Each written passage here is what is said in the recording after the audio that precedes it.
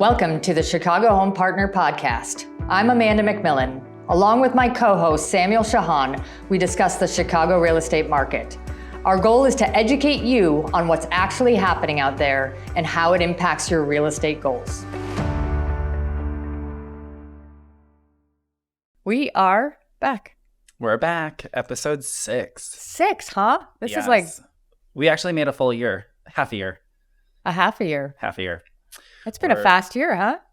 Yeah, I feel like everything is just flying by right now. I cannot believe it's like 2023, like we're in the spring market, like everything is like going fast. We are officially now. Before I think we were unofficially, we were in the early start of the spring market, but we are in the throngs of it. In the depths of it right now. So what have you been up to? We've been busy. I mean, as you know, it's a time of year that the business really kind of kicks into overdrive. Yep. So I would say a lot of the personal time that isn't as thrivant as what we would like it to be. But we still try, and as my family knows, it's more about quality time than quantity time. Yes. So we make sure that when I am with my kids and my husband, we are all on, which is not always the easiest time. But they're in the depths of it. They're doing their ninjas. They're doing their swimming lessons. They're actually taking, I'm going to screw it up, but some sort of karate class now, self-defense. So they're doing a lot of fun things around the city. So as a mom and a professional businesswoman, how do you find balance with all of it? The B word. Because that's always everyone's question. Right? The B word is hard. Balance is something that I think everybody strives for in life. And the reality is that I don't truly believe there is such a sense of balance. There's going to be, every day is going to be a little bit different. Mm-hmm. But as I said before, for me, it's really about understanding that it's about quality and not quantity. I admittedly work a ton. I love to work. It's something that I'm very passionate about. But I also know that it takes me away from other things that I love in life. So it's about making sure that when I am doing family time, that I'm as all in as I can be. During spring market, it's definitely harder. There's a lot of conversations with the girls so that they understand. And I'm really hopeful that at the end of the day, right, I'm raising 2 young girls, that they are able to take away the wins from it and understand that their options in life are truly limitless. Yeah. That if they want to go out and seize the world and own companies and become CEOs and advisors and consultants or whatever they want to do, the sky truly is their limit. I love that. So what's the one advice you're giving to them at the moment? To them? Yeah. Oh, advice to my girls. Well, there's one. It's hard. For me, it's really comes back to... Life is hard. That's my advice. For me, the big thing we've been talking about right now, because it's a big thing that I felt like I struggled to learn when I was younger, was really talking about the journey. I think I was raised in an environment where it was so much about the destination. There was so much striving to an end point. And it felt like the idea of happiness and excitement all really resonated around the destination and not the journey. Totally. Now, me, many, many, many moons later, I've learned that I really think the journey is what life's all about. So for me, a lot of my conversations with them right now are to understand that the journey, whether it's going the way we wanted, the way we didn't want, whether it's a good day or a bad day, that these are the things that really make life amazing and make life beautiful. I think that's like so different, like when you're like growing up as a kid versus, because like everything is milestones, right? You're like, I graduated elementary school, I graduated middle school, high school, college. Like, so true. It's so like directional. So you hit that point, and then in adult life, we're like, okay, real estate is ongoing. And so that's like actually one of the things that I feel like I at least struggle with, is trying not to burn out. Because it's not just one destination. It's being in this journey, and just in the 13 years we've been selling, I think that's been like the fun part about getting to get to this point in your career. Completely. No, I think you're spot on with that. And I would say that I think real estate in general has helped me to evolve my mindset. Totally. In enjoying the journey, right? Because we know sometimes the journey is very, very hectic, and it's less about where we end up. So it's one of those things that I'm trying to instill in my girls from a young age. That's amazing. Fingers crossed it works out. So what have you been up to? Real estate is a lifestyle. I always say that. So that's why. What have you been up to? So we just finished Restaurant Week, which was last 2 weeks. So obviously at the time that this is going to come out, we're going to be way past it. but it was so fun. It was great to catch up with a bunch of people. I've been having like really, really, really great conversations. I don't know if I told you this, but I started improv classes at Second City, which that's has fun. been so incredibly cool. Like I'm in like level 1. My best friend likes to tell me that I am not the funniest person, so she's hoping that I gain some of I those disagree. skills. You're one of the funniest people I know. But I'm like, I'm just enjoying it. I think what I'm learning from that is to be really present in the conversations that you have. And so kind of taking these courses and then going into like conversations with people at dinner and like really just trying to be more impactful, like with friends and people that I know. I think it's been really, really fun. Well, it goes into one of my favorite topics, which is listening in general. I think that people in general don't have the best listening skills, and I think we can all look to improve on that. Yeah, no, so I'm super excited about it, and it's been so much fun, and the people in the class are just so diverse. Like everyone's there for different reasons.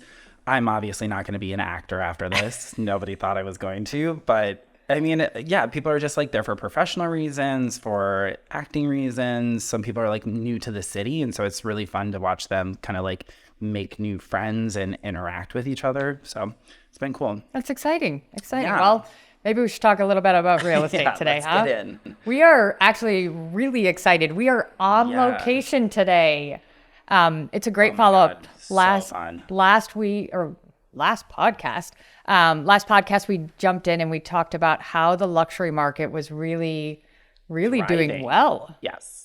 And with that being said, today we have the opportunity to be on location at one of our new pocket listings, which is definitely the epitome of the luxury market. Yes, this is the most stunning house that we have, that we've been in a while. I'm excited for this one. So the property address is 451 West Aldine, unit number 3. What really excites me about this property is we get the opportunity to sell a lot of beautiful homes over time. This is a little bit of what I call unicorn status. This is something that there are not very many of. It's literally like somebody took a very large single family home, spread it over almost 1 floor, 1.5, and then put it on top of a building so that you have immense light coming in, and then put it in a really, really desirable neighborhood of the city. Plus, you added a ton of parking, a backyard, a private roof deck. I mean, it's something we just don't see. I concur with that. Just so many like different unique things. And last week we kind of talked about Lakeview. Yep. And in general, and this is like in the heart of Lakeview. Right. No, it's exciting for us to be here. Hopefully it's exciting for you guys to have us a little somewhere different. Okay, so we got a ton of great questions. I'm going to dive in. The first one, which I think is really important, and sometimes we just kind of push over these types of topics. What does it mean to be pre-approved, and does that differ from a pre-qualification? Yeah, so essentially both of them are telling buyers what they can afford, right? So we're looking at that. So are you able to qualify for a house that's going to be $500,000 or $600,000? But there are two differences between them. So a pre-qualification, first off, is essentially just an overview of what it actually is going to be. So it's surface level. They're looking at your income, they're looking at your debt, and then saying, hey, based on this is what you could probably qualify for. A pre-approval, which is great because it lasts 90 days, which we always say. If nothing changes financially, could last maybe 120. But what it is, they're going to run your credit score. They're going to look at your income. They're looking at all your debt. They're looking at the entire full picture. And then that's what they're doing with it. And so that's what we use to present our offers. So it's always an important thing to get, but also it just tells our buyers, hey, you're actually able to get it. Awesome. So I'm going to clarify one thing. The mysterious they are the lenders. Yes, they are the lenders. So essentially this is a process that we send all of our buyers to. Yeah. Step one, we meet, we talk. Step one, if they haven't done it, and most people haven't, is to go ahead and reach out to a lender. Yep. We have lenders that we love to recommend because they're absolutely fantastic and we trust them explicitly, but we work obviously with a multitude of different lenders, and the lender is giving them kind of the rundown, right? Yeah. Kind of telling them what they can and can't do, getting them comfortable with the numbers, and then giving us the support that we need to back up the offers. Yeah. You go. No, I was just going to say the big thing that we see is a lot of people, I think you and I have seen this both, is that a lot of lenders will do that pre-qualification where they'll kind of not really look behind the curtain. They'll kind of say, hey, sure, you're going to be fine with this. Now, when you and I go into an offer situation and we're using this to support our offer, to make our offer stronger, the pre-qualification is not going to be looked at the same way as the pre-approval. And so we like to recommend getting pre-approved up front so that A, our offers are strongest, but B, our clients don't have big surprises once we get to that part of the process. They're really comfortable with the numbers, comfortable with what they can do and stuff like that. Yeah. And that's why, like, during the pre-approval process also, like, a lot of our lenders have spreadsheets that they give to our clients. So it's literally just plug and play. They can kind of know exactly what they're affording. The big thing is if you're looking out in the suburbs where you're doing a single family home or in other like states, you don't have as many items that are going into your monthly payments. Yep. So here we have assessments, we have taxes, and your obvious mortgage. But we want to make sure that if you're plugging and playing, that you can still afford it, because those assessments will count towards your debt to income ratio. Yeah, it's about comfortability. I mean, we use the line time and time again. It's not about the price of a home. It's about the cost of the home. I know. Because assessments and taxes can really change the dynamic, especially in an urban market. Yeah. Purchase price is a marketing tactic. We always say with our buyers, look at your budgets. That's the monthly cost, because everyone's going to put a little bit more down, less down, but that's the most important part about it. Okay, so it's important to get pre-approved. Yes. That's more ideal than getting pre-qualified, and it just makes the whole process a little bit smoother. Yeah, I think also like the getting pre-approved by them looking at your credit score. I know we've talked about this in previous episodes. It allows us to plan things. So if there are certain things that come up on your credit score, we can hopefully get ahead of it. We need to do a little cleanup. Do a little cleanup. We've done that fix a lot. it, and then you get a better interest rate. For certain. So Yeah, it's that's that whole strategy. I love that you bring that up so much, because it's something that we are so in tune with, is just how do we put our clients in the best position possible when they are ready to do something? And that's not always in real time. Yep, exactly. Okay. All right, so next one. Ooh. Oh God, this is the one that we get all the time. Probably weekly. Yeah, this is, unfortunately, I feel like we always have to squash a lot of people's dreams with this question, but Well, divert. will go. Divert is the word, not squash. All right, so the question is, what's the best way to go about buying a short-term rental property? Okay. So short-term rental property, I think that the question a lot of times comes to us as an Airbnb friendly property, because those two terms tend to be fairly interchangeable. People come to us all the time and say, hey, I want to have it in town in the city. I want to be able to come in. I want to use it a little bit. I want to rent it out when I'm not there. Yep. The hard truth is that to try and acquire a condo to meet this type of possibility is a very, very small possibility, and one that as advisors, I myself, and I think Samuel agrees with me too, can't really get behind. The reality is I would say at present time, and this is an estimation, but I would guess that about 75 to 85% of condo buildings in the city already have something in place that will restrict short-term tenancies. And by restrict, say, no way. Even the softer buildings might allow for 6 months, but under 6 months is really, really frowned down upon. Now, there are buildings that will allow it, but my philosophy is if I'm helping an investor to invest in something, I have to be fully transparent. The reasons that these types of policies go into place is because somebody starts it in the building and somebody gets pissed off. And so at that point in time, if there is a board in place, the board can say no way at any given time. So how can we as advisors go in and say, sure, it's okay today, it'll be okay for as long as you own the property? We can't. There's just no certainty. No, there's absolutely no certainty at all. Now, the side note, the caveat, what is possible, obviously it can change the budget and the dynamic a lot, but in a type of housing structure that does not have an association. A multi-unit being a small residential investment building, typically with 2 to 4 units, a single family home, or possibly a fee simple row house or townhome with no association. Yep. Those are going to be the places where it is possible. the numbers will Or look you're not different. going to have like restrictions in the future. Exactly. So your investment is a little bit more protected. Exactly. Now, they're different price points. Yes. So for that perspective, it does end up squashing people's dreams a little bit when they come to us with this idea.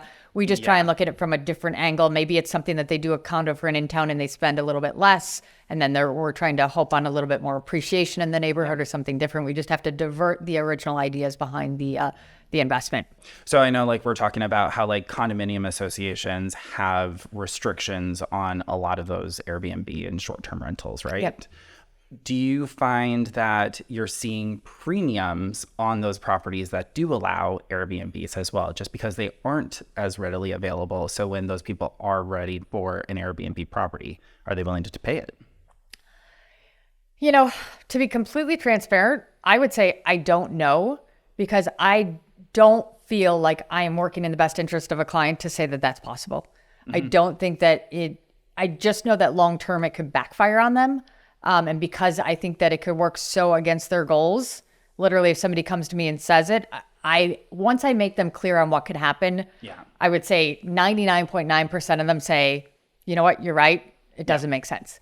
Totally. That's just not a market that I've had anybody after that discussion want to go down. So I'd be giving you information that I don't know.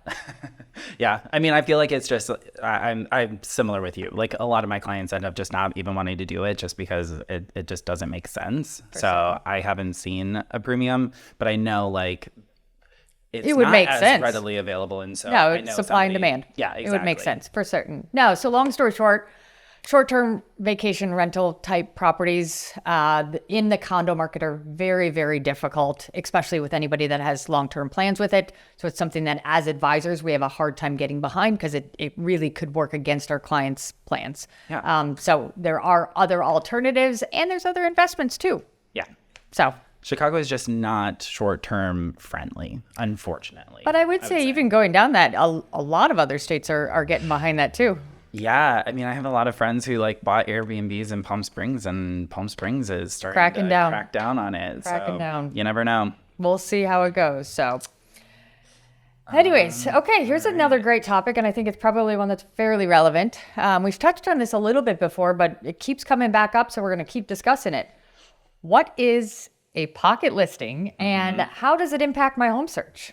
Yeah, so a pocket listing is essentially a property that's not on the physical market. So we have MLS, which is kind of like our main search platform. That's where like all of our properties essentially go on. Pocket listings are a property that's not ready to go on the full market. And the reason why we don't do it is because it accumulates days on market, which can affect like the total outcome for it. Sure. So if it's somebody who's like, hey, I need to paint, I need to get ready for like showings, or hey, we're not ready to come on the market just yet, it's a way for us to really market the property passively and let people still come in. It's still an opportunity, but it's not on the market. So who can find a pocket listing then? So pretty much agents are the ones that typically get the access to the pocket listings. So we have the keys to the castle. We have the keys to the castle. There are a couple ways that we kind of handle them. One is Top Agent Network. Okay. So Top Agent Network is like the top 10% of real estate brokers out there. It's like an online platform that we kind of all collaborate. So we're sharing different properties that we're about to list. And then we also have search criteria for our buyers. So we like set up that search for them. So if somebody's listing somebody, it can connect you. Yeah, exactly. So it immediately notifies us if something matches what we're kind of looking for, which is really great. Working at App Properties, we have the App Properties app. So that's always a really good way for us to have access to I think we have almost 5,000 agents now in the Chicagoland area. So that's getting a lot of information out to a lot of people. Yeah. So, and a lot of people actually, because it's inner office, will typically put it on there a little bit before even putting it on Top Agent Network and some of those. So just gives us a little bit more of a edge, just like by a couple of days, typically. Peek. Yeah, exactly. It's very, I feel like the app is very like, we're literally in the planning phase, right? Versus, hey, we're going to come on the market next week. Yeah. The other thing is Zenlist, which is our search platform that we typically use. Yep. They have access to private listing network, which is another opportunity. So there are a lot of different ways that we can kind of like release inventory in a low inventory market, which is Totally. great. Well, in Zenlist, that's a great thing to bring up. I mean, we have the ability to, and the reason we like using it so much is we have the ability to connect our buyers to those pocket listings. Yes, we can connect them to everything else, but we can literally get those pocket listings to them in real time as they're coming up, hopefully giving not only us the edge, but giving our clients the edge as well in those aspects. Now, it's also interesting, you know, we have the ability to use these pocket listings. Obviously, there's a lot of talk about how pocket listings work with the buyers, like in this question here, but we're also able to use these pocket listings with our sellers. How does it help them? You know, there's a lot of, it really depends on where we're at in the market, right? Yep. What's going on in the market will 100% get behind the actual plan and strategy that we're going to get put into place. So for example, what we did in Q4 is most likely not what we're doing here today. So we can do it different things. So for example, there can be an element in which, take a listing like this. This is a unicorn listing in the sense that there's nothing else like it. So when it comes to pricing, it's a little bit more difficult to price something like this. And you're kind of trying to go a little bit farther. Now we could put something like this into the private listing network without really kind of relinquishing our grand opening, our big impact on the market, and try and get a little bit of feedback from other agents so that we can kind of understand where our pricing is. So essentially testing the market. Testing the market. If it's a slower time of year, we did this a lot in Q4 where we knew that the market was a little bit more sluggish and we had clients that were really, really spring market sellers, but they said, hey, you know what, if you want to have a toe in the water, if somebody's in a position to do something, we might put it in there for there. Now, a lot of our clients, what we use it for is a little bit more of a teaser, a little bit more of like a sneak peek. So a lot of times we put it on there just for a short amount of time, just to get in front of the people that are really like on the edge of their seats looking for more inventory, but kind of use it as a, hey, this is coming soon. We're going to get you in real quick, but we might need to push back. You can't get in today. So there's a lot of different ways we use it. As I like to tell all of our sellers, we have an arsenal full of marketing tools and ways to use things like this in that. It's really going to depend on in real time what's happening on how we're going to put that plan together. So pocket listings, beneficial to the sellers and to the buyers. It's something that has really become important in our market in the last few years. And something that, I mean, we have a lot of clients that end up securing either buyers or sellers, depending who they are, prior to even the market. So how do we go about negotiating pocket listings? Because I know that's always a big thing as well. Do pocket listings negotiate? Oh, that's a tough question. Because that's always, I think, a follow-up with our buyers.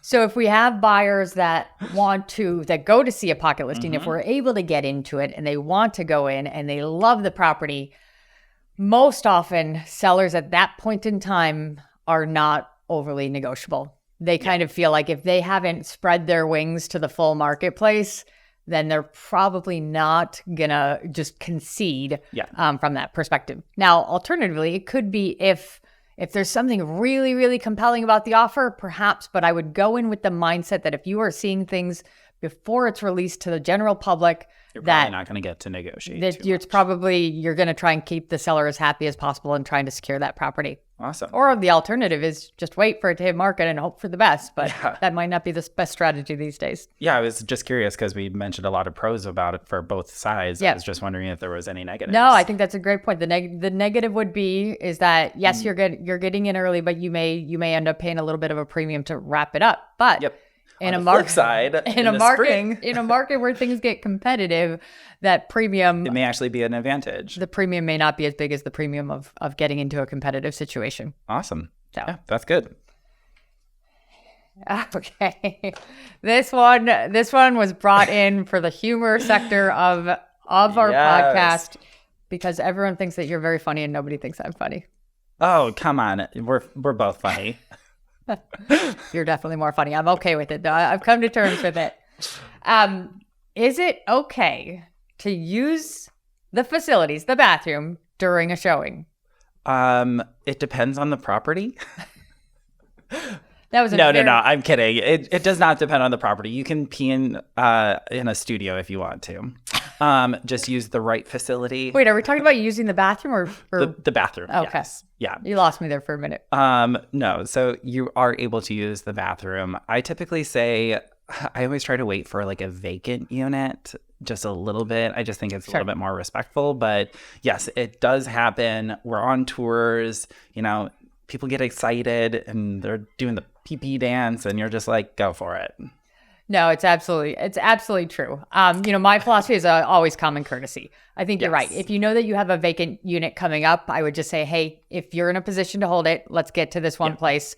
I also think that it's always polite if there's another agent there to ask permission, right? Common courtesy. Hey, do you mind if my client? Yeah. We have it a lot where we're out seeing 3, 4, 5 properties. People are drinking too much coffee, whatever it is, and they have to use the facilities from that perspective. If it's something that is maybe beyond that, like if they really have to go to a local Target. Right? Sometimes we deviate in the tour and go somewhere else. Now, I actually had an incident. Not personally. Hi, we're going to have poo-poo stories now. This is the time that we're going to talk about poop. I had an incident that it was my first day out with new clients. Lovely young couple. It was in spring market. It was a very, very busy time. And we went to a showing at probably about a 1,000 square foot, 2-bedroom, 2-bath. And we had to schedule the showing during the open house. And it was very busy. Now, when we started the tour, if I had to guess, I thought that they looked like they were out late the night before. Oh, no. And at one point in time, the husband didn't ask me, but he just went to use the bathroom, which totally fine. The problem was that it was a very small condo and it was very busy. He used the bathroom. And then kind of fled. Yeah. As we were walking out, the agent grabs me by the arm and looks at me and goes, "Your client just took a bleep in my bathroom during my open house." And I looked at her and I said, "I'm very sorry. I'm not really sure what you'd like me to do about it, but I'm going to guess it's going to be okay." And I didn't know, what do you say in an instance like that? I was getting called out because somebody else defecated in her open house in the toilet. Honestly, I would have taken a different approach. I would have burned that place up in flames. I would have said, yeah, well, that matches this shitty house. And then just leave. Just light it up on fire and just leave with a really big bang. Poop in a poop listing. I say poop a lot because of the kids. Yeah. My God. Yeah. So it happens, right? It does happen. You can't control it. It's human nature. It's human nature. Common courtesy is probably the big thing. Ask permission if you can. If you can hold off, if you really have to go, maybe tell your agent, hey, is there any way we can stop at a Starbucks or a Target on the way to the next one? But it's going to happen at some point in time. So yes, you can use the facilities. Although I would say the one thing to note, if you are in a vacant property that is a single family home or a multi-unit, make sure that the water is connected, because a lot of times they shut down the water, especially during the winter. Yes. Yeah, that was my one story. We'll save that for another day. Okay. Okay, here's a good one. I am moving to Chicago from out of state. What is the best way to find a home in a more remote capacity? Yeah, so that is a really, really, really good question, especially since we've had a couple clients, even in the last month, ask this because they are moving here from out of state. So I have a client who's moving here from Atlanta, and a lot of it has to come down to availability. That's our biggest thing. I mean, we can always do everything remote. Like, obviously the pandemic has changed drastically, has changed the way that we sell real estate. I mean, between like 3D video tours and just FaceTime and Zoom calls and doing all of that, which allows us to kind of do a lot of that upfront. Yep. I always try to suggest somebody come in to the city. If you can make at least one weekend, I mean, it's a small cost, but it'll be way more beneficial in the long run. 1,000% agreed. We can eventually do FaceTime showings after we get that first initial weekend out of the way, but I'd rather have you come into the city. I want to see you A, I want to get to know you a little bit better so that I can advise you a little bit better. B, let's get out and neighborhood shop, because most people who are moving from out of state don't really know the neighborhoods.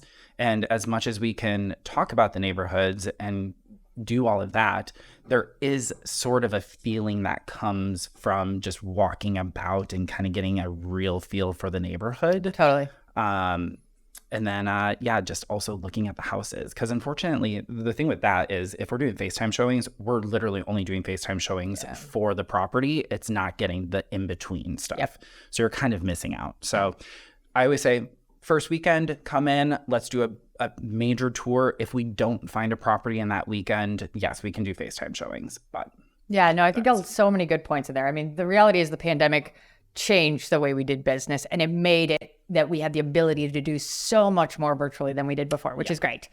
That being said, there is a ton of work that we can accomplish in a face-to-face capacity. You know, and I think we both work from the same ways. Our ability to walk through just even a few properties with somebody, it helps us with the subjective nature of what we do, right? Totally. Because to one person, something is going to be small. It's going to be huge to the next. To one person, the finishes are going to be beautiful and they're going to be terrible for the next. So to be able to get a little bit of that person's subjectivity in a property is really helpful. Because then we, with our backgrounds and knowing everything, we can say, okay, here's the pieces of the puzzle. Here's how we need to connect it. Here's the homework for you to be in the neighborhood. So I agree with you.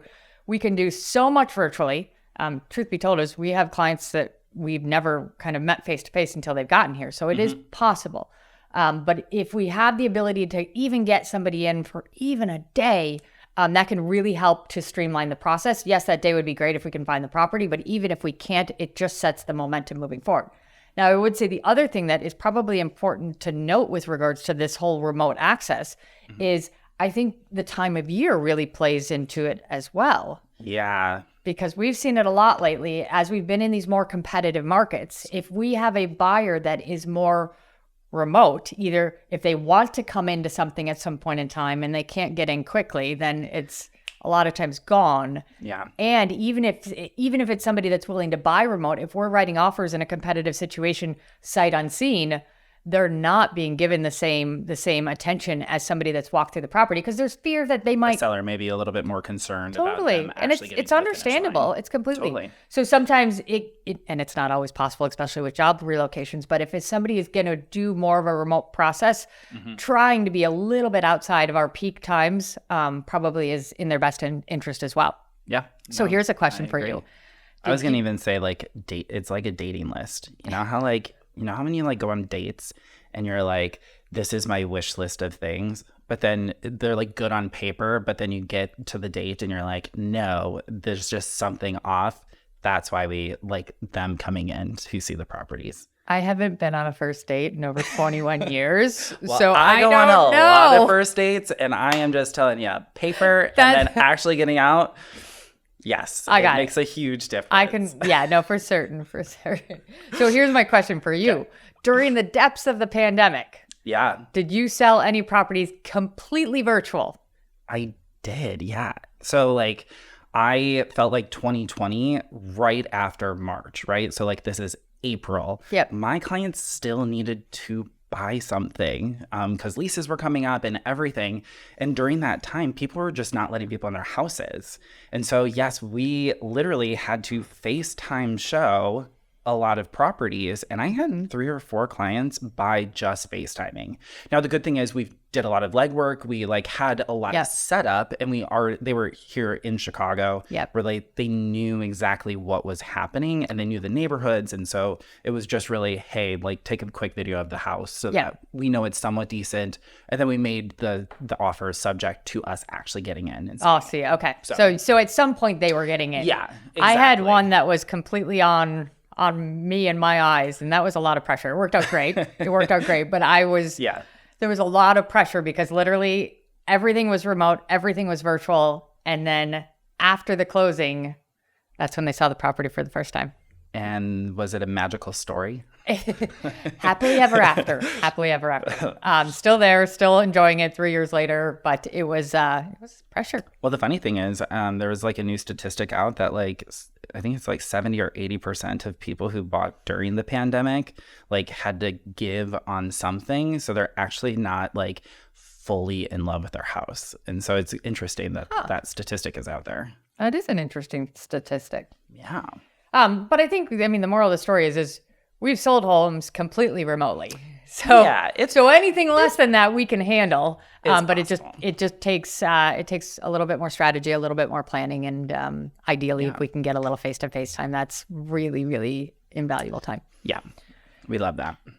Okay, ooh, here's a good one. What is your number one tip, which will be hard for me because I can't think of anything as a number one, for presenting a property at its best without excessive spending?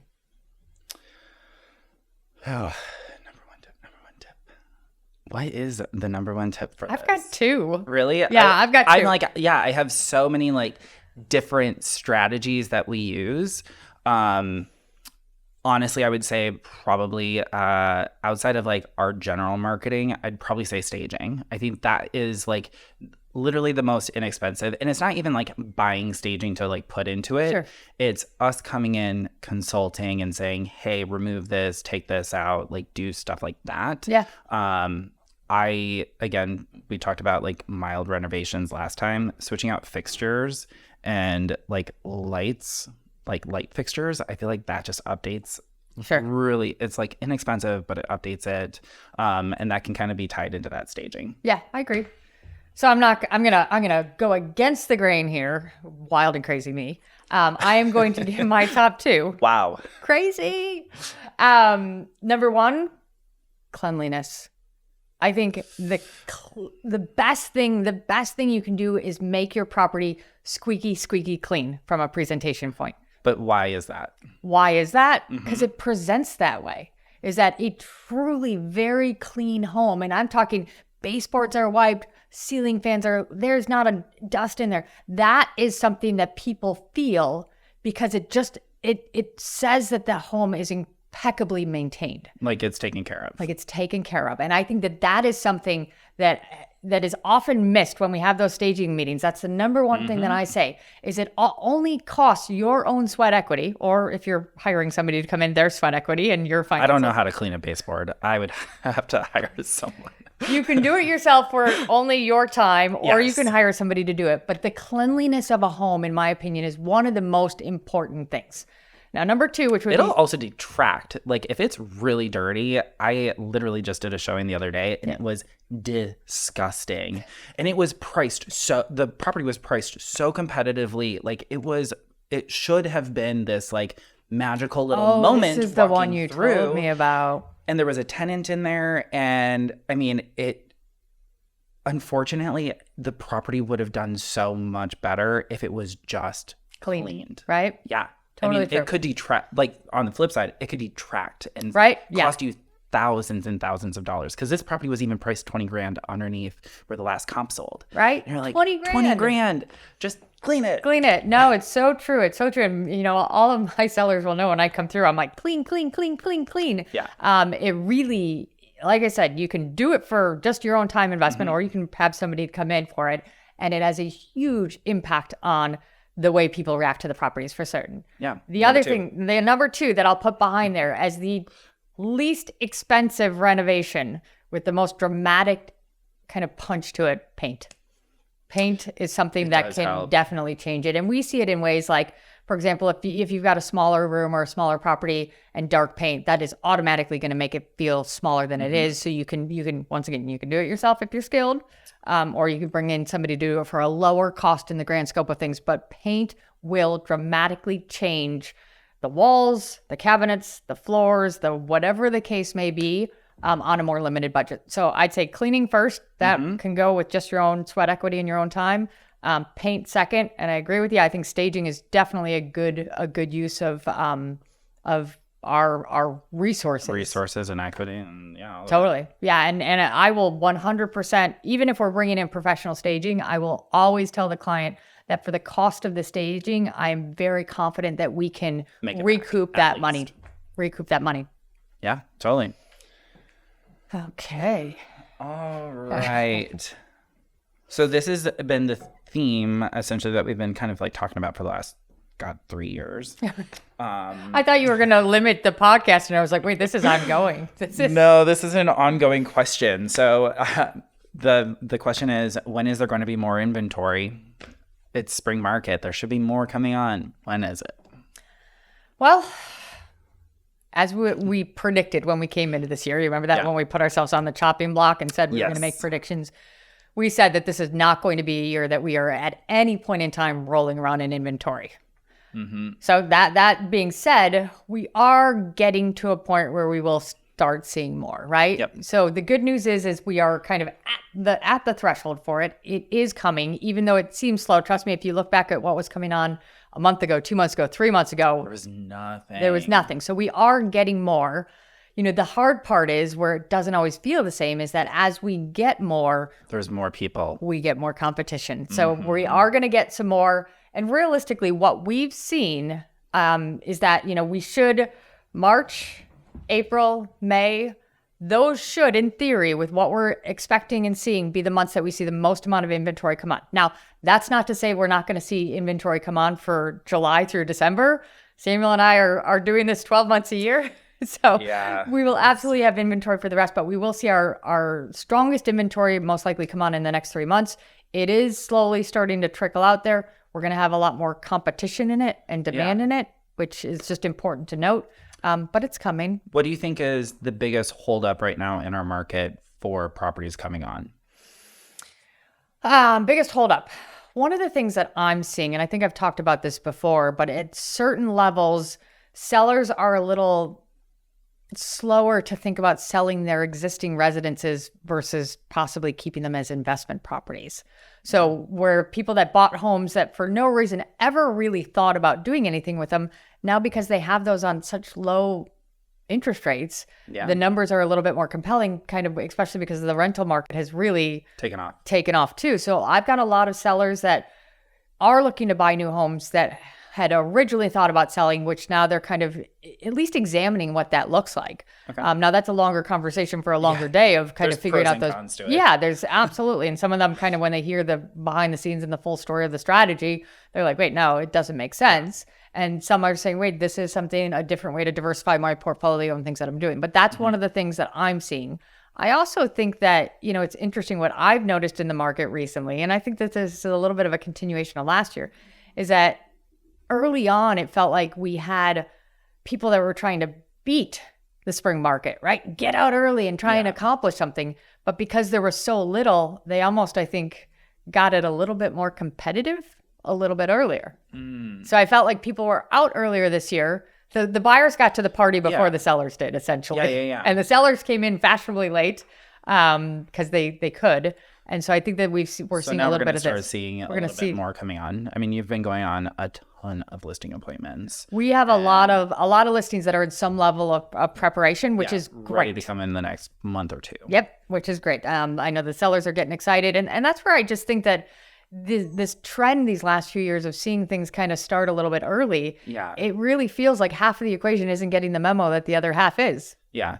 So, I mean, again, from a buyer standpoint, it's great, but I mean, the sellers just aren't kicking in. So we will see more inventory. Yes. Hopefully, I think from what I've heard, and I've actually had a couple conversations with some builders and some decorators, that they said that the costs tend to be kind of balancing out a little bit better. So we'll see a little bit more new construction. I think we're going to see a little bit more new construction, at least in the pre-stages. And I've already noticed that, especially in the single-family home market. I've seen a few more being launched and listed. So I think if we can ease up that new construction realm, if we can get a few more people building, that will just kind of trickle down to all markets. As I always say, no matter whether you're looking for that or not, that impacts everything. So if we can get the cost to regulate a little bit, we can get some more people building, that in itself will help quite a bit too. Yeah, I think if we can finally get people to build a little bit of the first time home buyer product, just because that right now is just so tight. Yep. I mean, everyone's building like high-end homes, the single-family home market. The single-family that is home the market. one thing that we're missing right now is just that first-time buyer. I used to say earlier in my career, and I have no real interest in being a developer or a builder, but I used to say, I think there's a missing product in our market for a nice building in a more intimate level, because we have a lot of these kind of along the lake in downtown, but where you have really nice one bedroom or one bedroom plus dens that are being built. Because I think most developers will say, hey, let's squeeze a second bedroom in there full fledged, let's throw a second bathroom in there, versus kind of really coming back to say, hey, how do we create a really nice product maybe for a little bit of a different price point? Yeah. And it's actually like that product would actually probably be really great for like this time, especially with the pandemic and the way that now a lot of people are viewing houses. I think like a little bit more space. I don't think most people are like, hey, I need that second bedroom. But to have the office the actual space that. Well, and I think it's still in an affordable price point. Well, I think the biggest caveat to what's worked against that is the rental market. They're not building that building. They're building that as a rental building. Rentals. So we've seen a lot of rental buildings being built. My curiosity makes me wonder is if at some point in time, if the rental market gets a little bit tougher, if those will convert to condos at some point in time. Yeah. We'll have to wait and see. Well, the interesting thing about that is like just the overall buildings that they're building right now, just the amenities that they have. Sure. It'd be curious to see what the assessments on those are going to be, because that's the biggest issue that I've heard about like these rental buildings being converted. You're renting it for a lifestyle. You're renting it for a lifestyle, and you're gonna, I mean, unfortunately, you have to pay for that lifestyle. So I mean, it's one half doesn't the other, but right. No, it'll be interesting to see how that progresses. But I think that we will see some more inventory. Yeah. I don't think it'll be easy. I don't think this is something that's going to change in a year or two. But this is also, right, bringing back the topic, the fact that we have such limited inventory is also what is going to keep our market very, very stable. Yeah. So prices things aren't going to drop. Nope.